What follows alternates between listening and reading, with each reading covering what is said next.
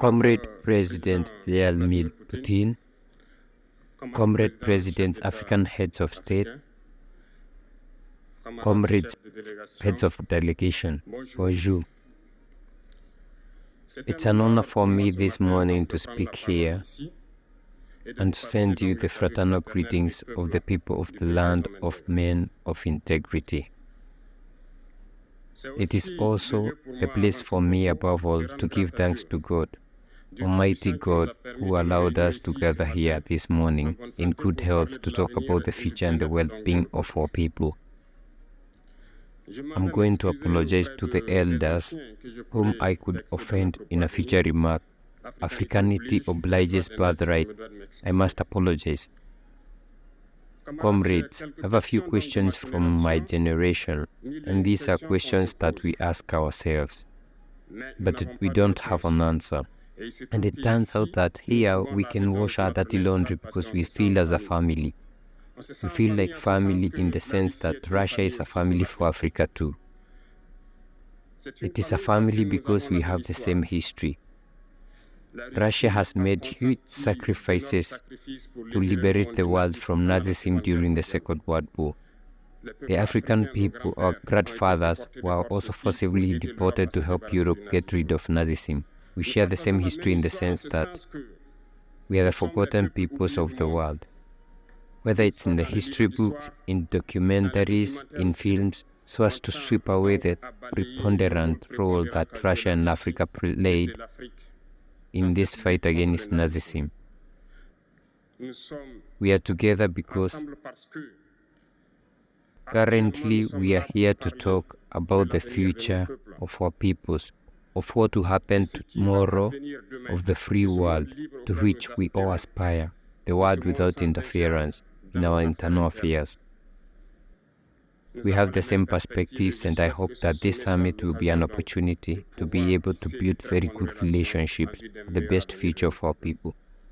The questions that my generation is asking are the following, if I can summarize. It is not understanding how Africa, with so much wealth on our soil, with a generous nature, water, plenty of sunshine, Africa is today the poorest continent. Africa is a hungry continent. And how come that our heads of state go across the world to beg?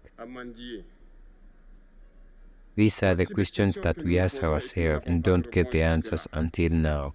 We have the opportunity to build new relationships, and I hope that these relationships can be the best to give a better future for our people. My generation also instructs me to say that because of this poverty, they are forced to cross the ocean to try to reach Europe.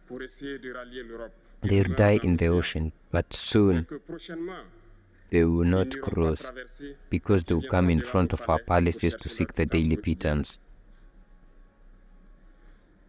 Regarding Burkina Faso, today we have been confronted for more than 80 years with the most barbaric, most violent form of manifestations of neocolonialism, of imperialism, slavery. How much longer do we have to impose on ourselves? Our predecessors taught us one thing. The slave who is not capable of revolting does not deserve to feel sorry for himself. We do not own the story. We don't ask for anyone to feel sorry for us. The Burkinabe people have decided to fight against the terrorists, to be able to relaunch its development.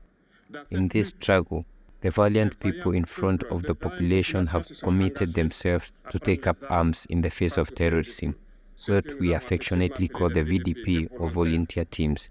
We are surprised to see the imperialists treat these VDPs as militias and of all types. It is disappointing because in Europe, when people take up arms to defend their homeland, they are called patriots. Our grandparents were deported to save Europe. It was not with their consent but against their will. Well, on the way back, we remember well that in Traore, when they wanted to claim their basic right, they were massacred. It does not matter. So, when we people try to defend ourselves, they call us militias. But that is not the problem. What is the problem is seeing African head of state who bring nothing to these people who are fighting, but who sing the same thing as the imperialists, by treating them as militias, by treating them therefore as people who do not respect human rights, of which human rights, is not enough. On the other hand, this is shameful. African heads of state must stop behaving as dancing puppets every time the imperialists pull the string. Yesterday, President Vladimir Putin announced the shipment of grain to Africa. We are very happy and we say thank you for that.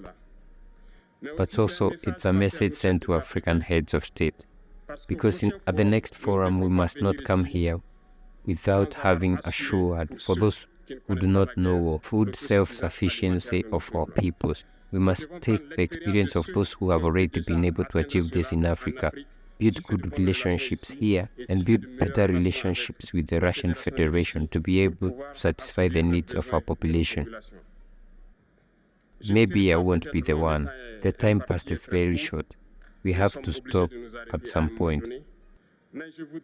But I would like to end by saying that we must therefore pay tribute to our people who are fighting. Glory to our people, dignity to our people, victories to our people. Homeland or death, we will vanquish. Thank you, comrades.